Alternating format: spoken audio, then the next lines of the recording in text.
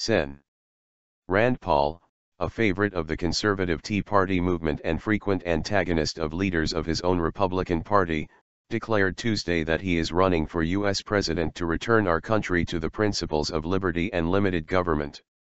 Paul, a first-term senator from Kentucky, kicked off his White House campaign in his home state with a combative message against Washington and his fellow Republicans. He begins the 2016 race as the second fully declared candidate, behind Sen. Ted Cruz of Texas, but he could face as many as 20 rivals for the Republican nomination before the primary process starts in January. It's unclear how much support Paul can muster in the Republican mainstream. His father, former U.S. Rep. Ron Paul of Texas, unsuccessfully sought the Republican nomination several times, appealing to libertarians who favor limited government and oppose tax increases. "I worry that the opportunity and hope are slipping away for our sons and daughters," Paul said. "It seems to me that both parties and the entire political system are to blame."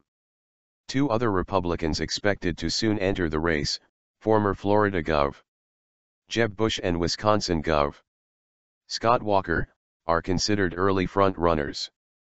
Whoever becomes the Republican nominee is widely expected to face Hillary Rodham Clinton in the general election. The former Secretary of State, who is the heavy favorite for the Democratic nomination, is expected to announce her candidacy in the next 2 weeks.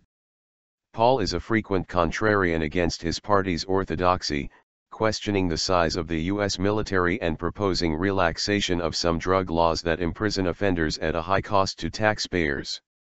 He also challenges Republican support for surveillance programs, drone policies, and sanctions on Iran and Cuba. In one sign of his uphill climb, an outside group not connected to any candidate planned to spend more than $1 million on ads criticizing Paul's positions on Iran sanctions. Cheers erupted at the rally when Paul decried government searches of phones and computer records as a threat to civil liberties.